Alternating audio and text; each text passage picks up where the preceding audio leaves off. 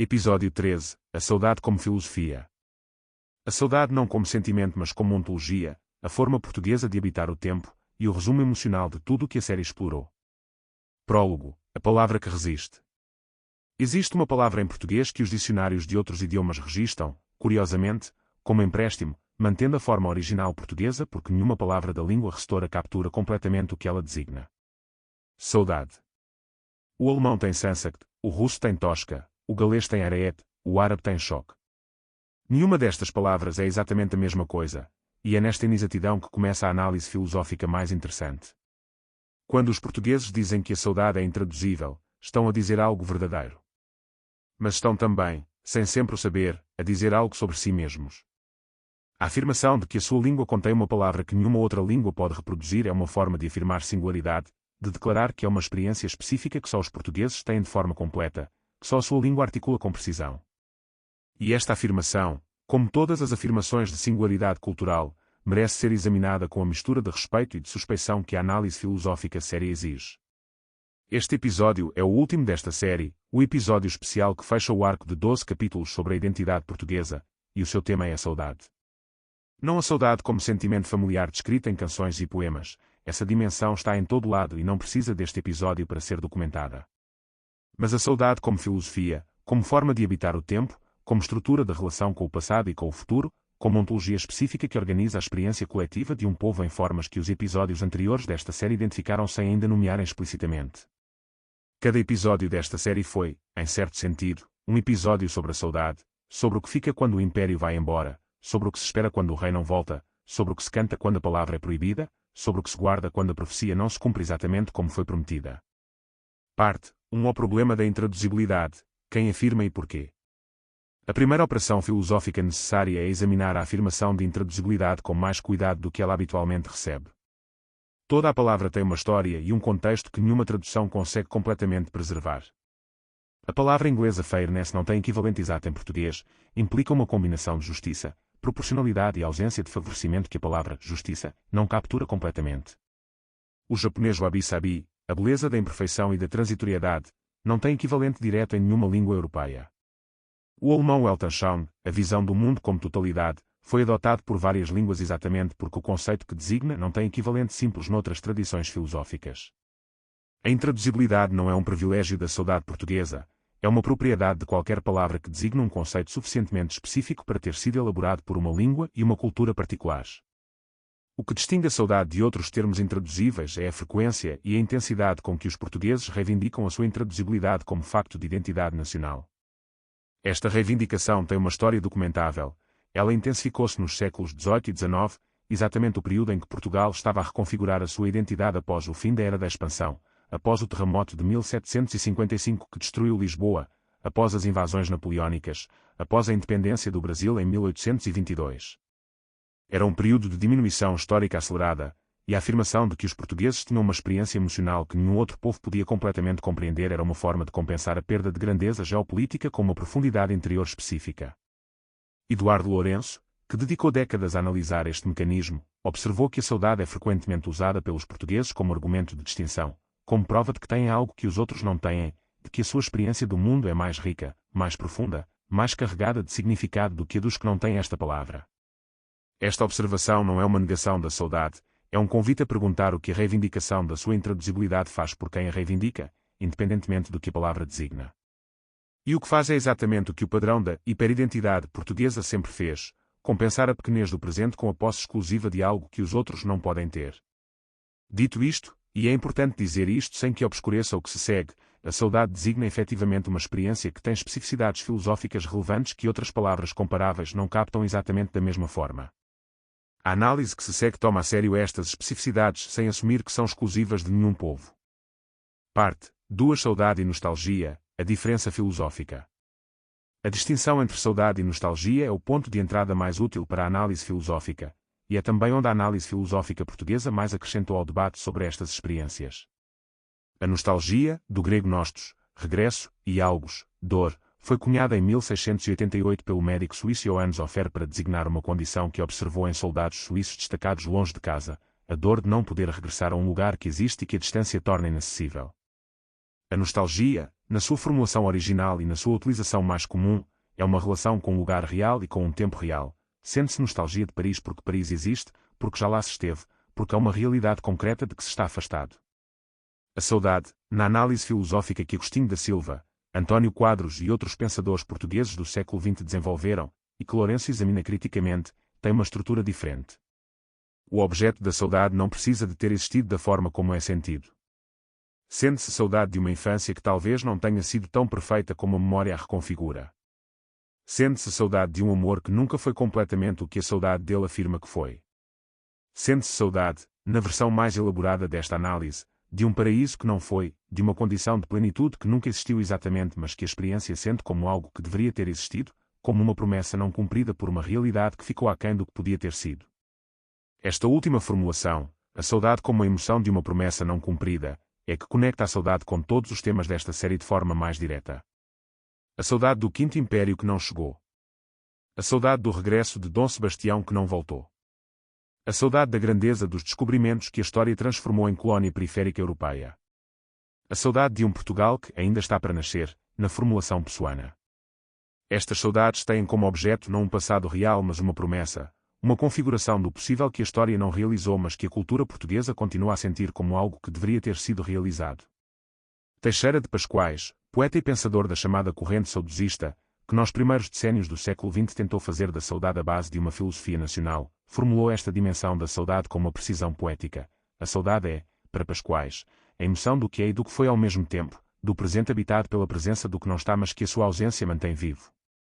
Esta formulação é filosoficamente mais rica do que a simples nostalgia, e é também mais próxima da experiência que os episódios desta série documentaram repetidamente, a experiência de um povo que habita o presente sob o peso de um passado que foi grande e de um futuro que foi prometido. Parte 3. A análise de Eduardo Lourenço, a saudade como diagnóstico. Eduardo Lourenço, em O Labirinto da Saudade, 1978, fez à saudade o que Freud fez ao luto, transformou-a de experiência descritiva em conceito analítico, de sentimento a ser celebrado em mecanismo a ser compreendido.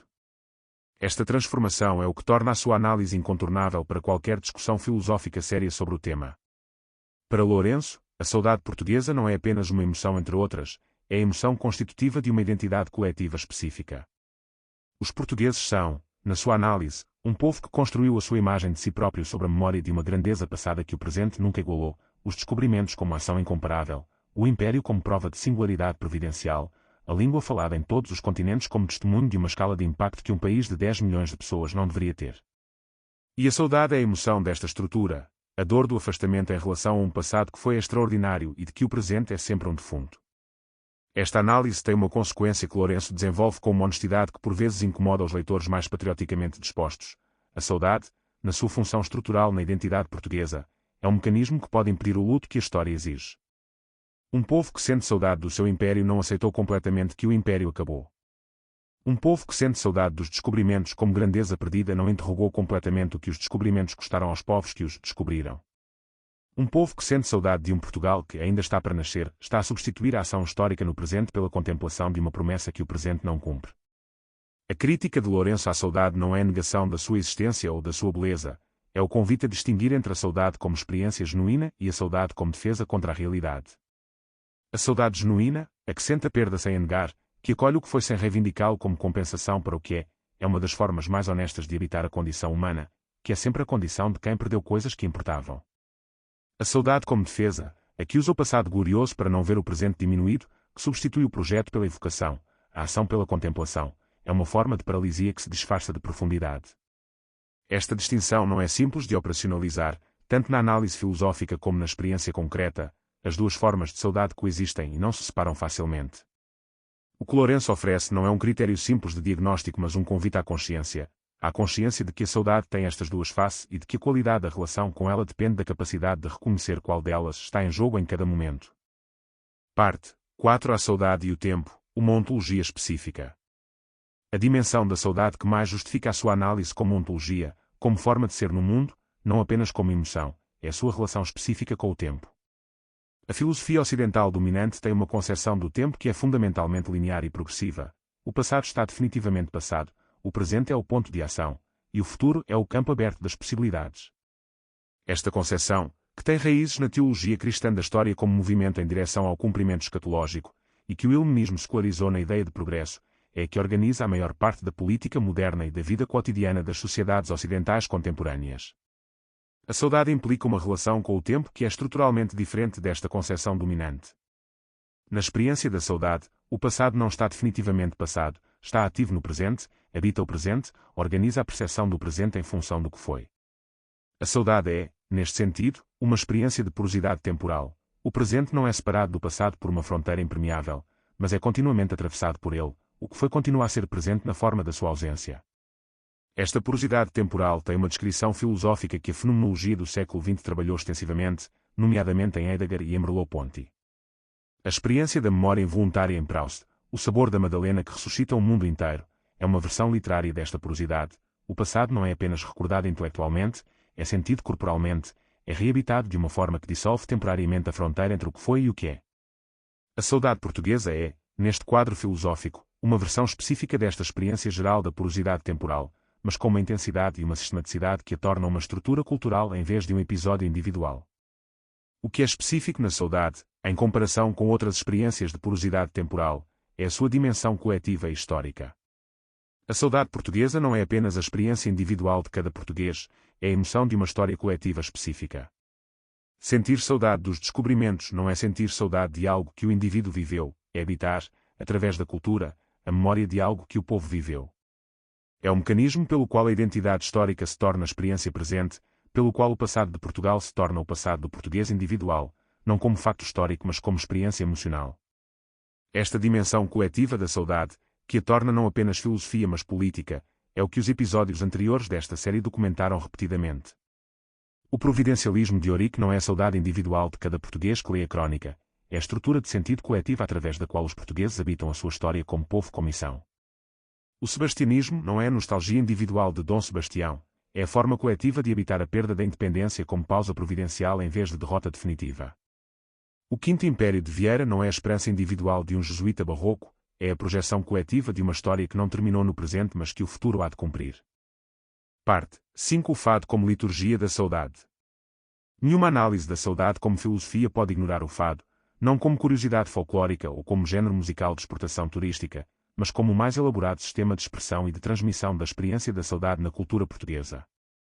O fado é um género musical de origem urbana, associado historicamente a Lisboa do início do século XIX, com influências que os musicólogos ainda debatem, as modas e cantigas populares portuguesas medievais, o lundo africano e brasileiro, a música moura do Mediterrâneo.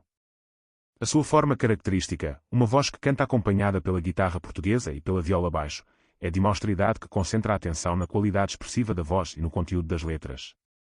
O que o fado canta é, de forma predominante, a perda. A perda de um amor, de um lugar, de uma época, de uma condição de plenitude que foi e que não volta. E canta-a de uma forma específica que não é o lamento patético mas algo mais complexo, a posse da perda pela sua expressão, a transformação do sofrimento em beleza, a forma de ter o que se perdeu pelo ato de cantar que se perdeu. O fado não alivia a saudade, habitua-a, aprofunda-a, transforma-a em arte. A voz que canta a perda não está a consolar-se, está a habitar a perda com uma intensidade que a torna mais presente, mais real, mais possuída do que o silêncio permitiria. Esta função, possuir o que se perdeu pela expressão da sua perda, é que torna o fado uma liturgia e não simplesmente uma performance. Uma liturgia é um ato ritual que reatualiza um evento fundador, que traz o sagrado ao presente através da repetição formalizada. O fado funciona desta forma em relação à saudade, cada performance de fado reatualiza a experiência da perda, traz ao presente a emoção fundadora da identidade portuguesa, reativa o passado no presente de uma forma que confirma e aprofunda a estrutura identitária que a saudade organiza. Amália Rodrigues, a mais internacionalmente conhecida fadista do século XX, cuja carreira se estendeu do final dos anos 40 aos anos 90, foi, neste sentido, não apenas uma intérprete extraordinária mas um instrumento através do qual a saudade portuguesa se tornou um fenómeno de reconhecimento global. A sua voz tinha uma qualidade que os críticos descrevem com alguma consistência como visceral, que tocava antes de ser compreendida, que comunicava a emoção da perda independentemente da compreensão das letras. Esta capacidade de comunicar a experiência da saudade além da barreira linguística é o que tornou possível a expansão internacional do fado como género, e é também o que documenta que a saudade, apesar de intraduzível em palavra, é traduzível em som, que a emoção que a palavra designa é reconhecível fora da sua língua original mesmo que não possa ser completamente nomeada. A classificação do fado como património cultural e material da humanidade pela Unesco em 2011 foi simultaneamente um reconhecimento desta dimensão universal e um risco de musealização, de transformação de uma prática cultural viva numa tradição protegida pelo seu valor patrimonial. O debate sobre o que significa preservar o fado sem o fossilizar, sobre como a tradição pode continuar a absorver novos intérpretes e novos temas sem perder o que a define, é um debate ativo na cultura portuguesa contemporânea que reproduz, em escala reduzida, a mesma tensão entre preservação e transformação que percorre toda a relação portuguesa com a sua história. Parte 6. A saudade e os descobrimentos, a partida como perda constitutiva. Existe um verso de Camões Enos Lusíadas que cristaliza, com a precisão que só a grande poesia atinge, a relação entre os descobrimentos e a saudade como estrutura da identidade portuguesa. No canto quarto, quando a armada de Vasco da Gama está prestes a partir de Belém, um velho do Restelo, uma figura que os críticos literários identificaram como a voz da prudência, da dúvida, do ceticismo em relação à aventura, pronuncia um discurso que é, entre outras coisas, um lamento profético sobre o que a partida vai custar.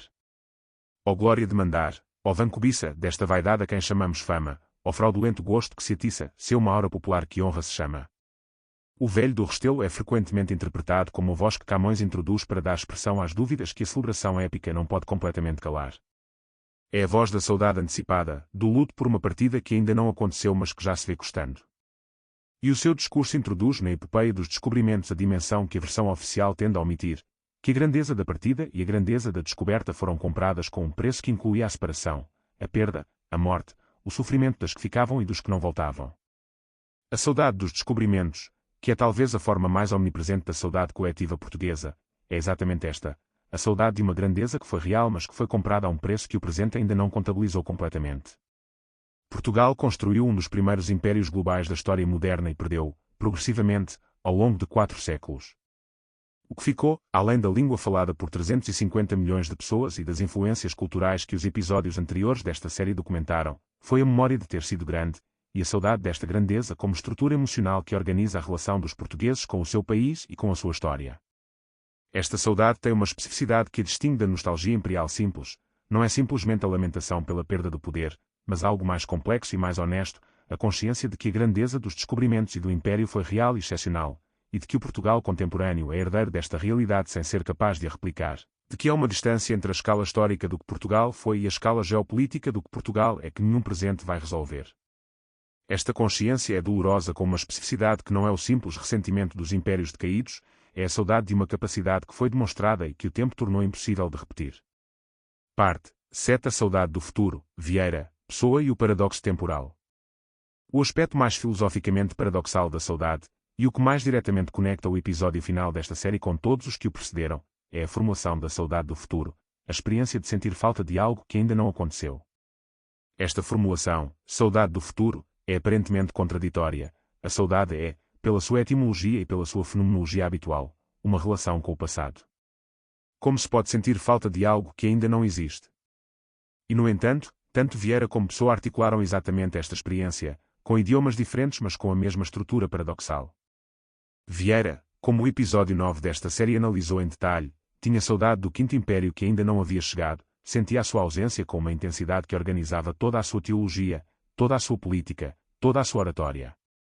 O Quinto Império era real para Vieira não como facto histórico mas como promessa que a sua ausência tornava presente, a saudade que sentia era a prova, em termos da sua lógica emocional e teológica, de que o Quinto Império havia de vir, porque só se sente saudade do que é real, e a intensidade desta emoção era testemunho da realidade da promessa.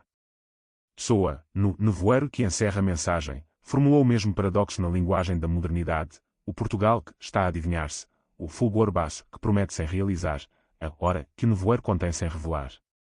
A saudade pessoana é a emoção deste espaço entre o que Portugal é e o que Portugal pode ser, um espaço que não é passado, porque o que podia ser ainda não foi, e não é presente, porque não é o que é, e não é inteiramente futuro, porque é sentido como algo que já deveria ter sido. É a saudade de um possível que se sente como necessário e que o real ainda não cumpriu. Esta estrutura, a saudade do futuro ainda não realizado, é o que mais claramente distingue a saudade da simples nostalgia, e o que a torna genuinamente filosófica em vez de simplesmente sentimental. A nostalgia é retrospectiva, olha para trás. A saudade, na sua formulação mais rica, é bidirecional, olha para trás e para a frente ao mesmo tempo, habita a tensão entre o que foi e o que podia ter sido e o que ainda pode ser. É a emoção de um povo que não aceita completamente nem o passado como limitação definitiva nem o futuro como campo vazio, que sente tanto o passado como o futuro como presença ativa no presente. Esta bidirecionalidade temporal é, em termos filosóficos, uma das formas mais sofisticadas de habitar a condição humana, a recusa de reduzir a experiência à faixa estreita do presente imediato, a manutenção ativa das dimensões temporais múltiplas na experiência do instante. Os filósofos que mais diretamente trabalharam esta dimensão da temporalidade, Husserl na sua análise da consciência interna do tempo, Heidegger na sua análise do ser para a morte como estrutura que inclui o passado e o futuro no presente, não usaram a palavra saudade. Mas estavam a analisar estruturas que a saudade exemplifica de uma forma que a filosofia abstrata por vezes torna mais obscura do que a experiência direta. Parte 8. A saudade no pensamento de Agostinho da Silva. Agostinho da Silva, filósofo, pedagogo e ensaísta português, de 1906 a 1994, que viveu longos anos no Brasil e que é uma das figuras mais originais do pensamento português do século XX, desenvolveu uma versão da saudade que é, em vários aspectos, a mais radicalmente positiva de todas as que a tradição filosófica portuguesa produziu. Para Agostinho da Silva, a saudade não é a dor da perda mas a abertura ao possível. É a experiência de que o que foi não esgotou o que pode ser, de que é sempre uma dimensão do real que o que aconteceu não realizou completamente. A saudade, nesta leitura, não é retrospectiva mas prospectiva, não olha para trás com dor mas para a frente com esperança, a esperança do que ainda pode ser, do que o passado prometeu sem cumprir inteiramente, do que o futuro ainda pode conter. Esta versão de Agostinho da Silva tem afinidades com a tradição utópica, com a recusa de aceitar o presente como o limite do possível, e com a tradição mística, com a abertura ao transcendente como dimensão que excede o que o imanente realiza. Não é acidental que Agostinho da Silva tenha sido também um pensador do Quinto Império, da dimensão messiânica da identidade portuguesa, da promessa que Portugal continha e que o mundo ainda esperava. Para ele, a saudade era a emoção do povo que tinha esta missão e que sabia que ainda não a havia cumprido completamente, não com lamento mas com determinação. A tensão entre a leitura de Lourenço, a saudade como diagnóstico de uma identidade que usa o passado para fugir ao presente, e a leitura de Agostinho da Silva, a saudade como abertura ao futuro que o presente não esgota, é uma das mais produtivas da filosofia portuguesa do século XX. Não é resolvível por argumento, depende de como se lê a estrutura emocional que ambos descrevem, de qual dimensão se considera predominante na experiência coletiva concreta. Lourenço tende a ver a paralisia, Agostinho da Silva tende a ver o impulso. A realidade histórica que esta série documentou contém evidência para as duas leituras. Parte 9. A saudade como recurso político, a instrumentalização.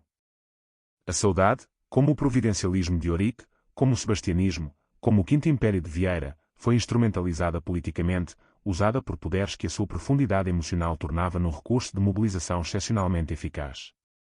A instrumentalização mais sistemática foi a do Estado Novo, que não por acidente escolheu para os seus monumentos a estética do pesado e do eterno, para os seus discursos a linguagem da grandeza histórica e da missão providencial, e para a sua pedagogia a narrativa de um Portugal que havia sido grande e que, sob a orientação sábia do líder, estava a recuperar a dignidade que a desordem republicana havia comprometido. Esta narrativa é uma narrativa de saudade instrumentalizada, evoca um passado glorioso como medida do presente e como promessa do futuro, e apresenta o regime como um instrumento desta recuperação. A instrumentalização da saudade pelo Estado Novo não esgotou as suas possibilidades políticas, mas deixou um legado incómodo, associou a saudade, durante décadas, a um regime de que a democracia portuguesa precisava de se distanciar. E este distanciamento criou, paradoxalmente, uma resistência ao exame crítico da saudade como estrutura. Se a saudade foi instrumento do salazarismo, reivindicá-la criticamente parecia cumplicidade com o passado que a Revolução havia encerrado. Eduardo Lourenço, que escreveu O Labirinto da Saudade em 1978, 4 anos após o 25 de Abril, foi precisamente o que recuperou a saudade para análise filosófica séria sem a deixar ao serviço do salazarismo, mostrou que ela é um fenómeno cultural real que precede o Estado Novo, que o Estado Novo explorou mas não criou, e que a sua análise crítica é necessária exatamente para que não seja novamente instrumentalizada por qualquer versão futura do mesmo mecanismo. Parte 10. O fado e as outras tradições, comparações que iluminam. A análise comparada da saudade com experiências análogas noutras culturas é metodologicamente útil não para negar a sua especificidade mas para colocá-la num contexto que permite compreendê-la com maior precisão. O blues americano, e a sua herança no jazz, no soul e no RHYTHM blues, tem com o fado uma homologia estrutural que os musicólogos e os filósofos da música têm assinalado com frequência crescente. O blues nasceu das comunidades afro-americanas do sul dos Estados Unidos como expressão de uma experiência de perda radicalmente específica, a escravidão, a segregação, a exclusão sistemática de um grupo humano de uma sociedade que afirmava princípios de liberdade e de igualdade que não cumpria. E a forma que o blues adotou, a voz que canta a dor de frente, sem a disfarçar, com uma intensidade que a transforma em arte, é funcionalmente análoga ao fado, a posse do sofrimento pela sua expressão, a beleza que nasce da dor articulada. A diferença que esta comparação ilumina é a da especificidade histórica do sofrimento que cada tradição expressa. O fado expressa, na sua raiz, a saudade da grandeza perdida, a dor de um povo que foi grande e que a história diminuiu. O blues expressa a dor de um povo que nunca foi grande no sentido do poder histórico, que sobreviveu apesar de tudo, que fez beleza com o que tinha. Estas são experiências emocionais com estruturas análogas mas com conteúdos históricos radicalmente diferentes, e a comparação ilumina ambas sem as identificar. O airete galês, que os galeses frequentemente descrevem com termos análogos aos que os portugueses usam para a saudade, expressa a dor de uma língua e de uma cultura minoritárias que sobreviveram dentro de um Estado que as dominou durante séculos. O galês é uma língua que existe no limite da extinção, que cada geração de falantes tem de escolher ativamente manter, e o airete é a emoção desta condição de limite, a saudade de uma plenitude cultural que a dominação histórica tornara impossível mas que a língua, enquanto existir, mantém como possibilidade viva. Esta dimensão, a saudade de uma língua e de uma cultura como forma de resistência à sua extinção, tem ecos na forma como os cripto-judeus de Belmonte mantiveram as suas práticas durante 400 anos, e na forma como a língua portuguesa foi, para os sefarditas expulsos de Portugal, um fio de ligação a uma origem que a dispersão não conseguiu completamente cortar. Parte 11. A saudade e a questão colonial, o impensado. A análise de Eduardo Lourenço sobre a saudade tem uma extensão que os seus textos mais recentes desenvolveram com crescente urgência, a questão do que a saudade não consegue articular, do que permanece fora do seu campo. O impensado colonial, a incapacidade da cultura portuguesa de processar criticamente o que o colonialismo foi para os que foram colonizados, é, na análise de Lourenço e dos investigadores que o seguiram, o reverso da saudade dos descobrimentos. A saudade do império é a experiência dos colonizadores e dos seus descendentes.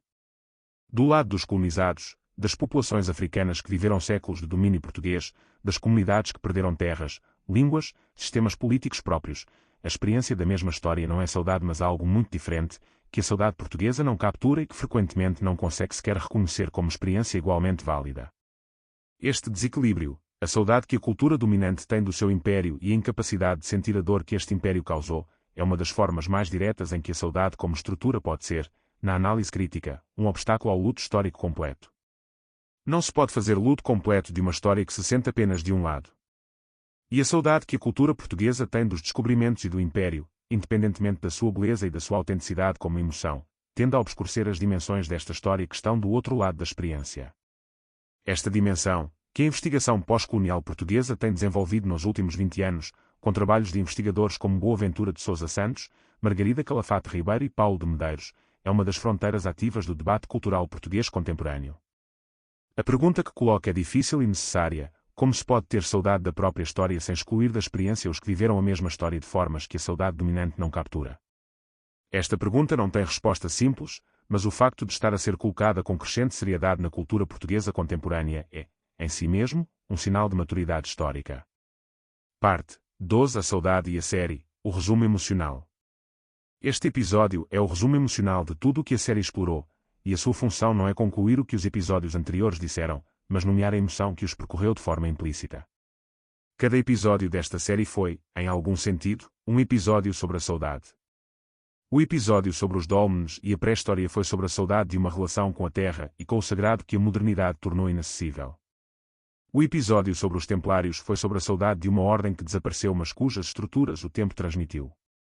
O episódio sobre o Manuelino foi sobre a saudade da síntese cultural que a Inquisição interrompeu. O episódio sobre os judeus e os cristãos novos foi sobre a saudade de uma origem que 400 anos de segredo transformaram em memória quase perdida. O episódio sobre o sebastianismo foi sobre a saudade de um rei que não voltou mas que a cultura recusou a deixar partir completamente.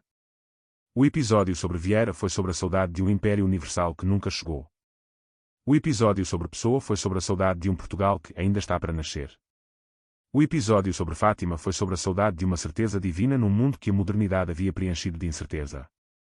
E o episódio sobre o 25 de Abril foi sobre a saudade de uma revolução que foi, luminosa e incompleta, corajosa e não concluída, e que o tempo transforma progressivamente em memória mais bela do que o processo histórico foi.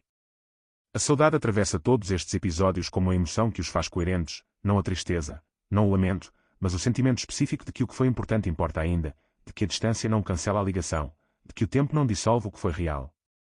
Esta permanência, a recusa de que o passado seja simplesmente passado, a insistência em que o que foi continua a ser de alguma forma presente, é o que torna a saudade filosófica em vez de simplesmente sentimental. É uma posição sobre a natureza do tempo, sobre a relação entre o que foi e o que é, sobre o que a identidade é e como se transmite. Epílogo: fraqueza ou recusa de desistir. A questão final desta série é a mais simples e a mais honesta: somos um povo que tem saudade do que ainda não foi. Isso é uma fraqueza ou é uma forma de nunca desistir?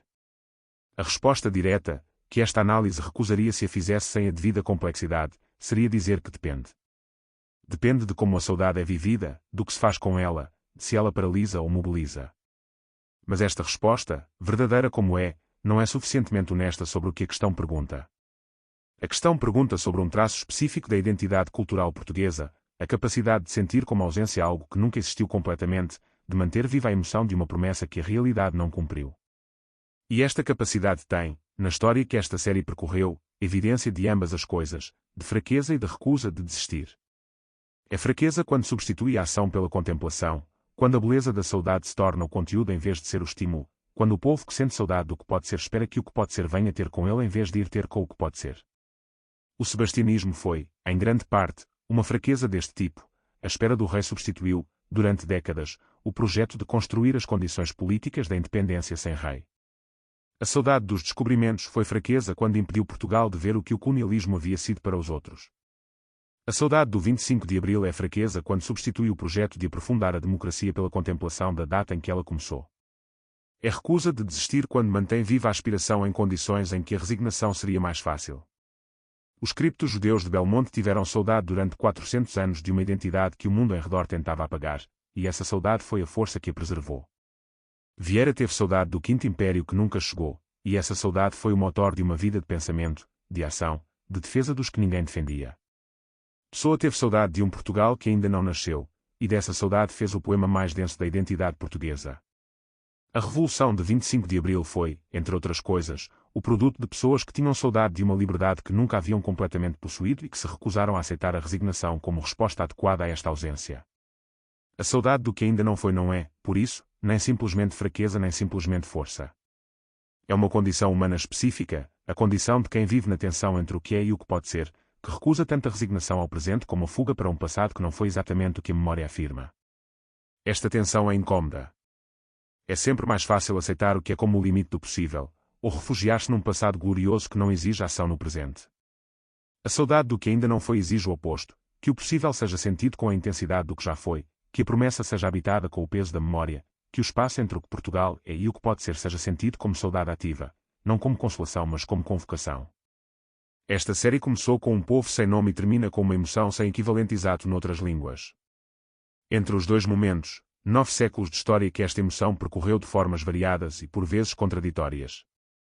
O que fica, o que esta série tentou documentar e analisar com o rigor que o tema exige, é que a identidade portuguesa é uma identidade em tensão, entre o mito e a história, entre a promessa e a realização, entre a grandeza que foi e a grandeza que pode ser.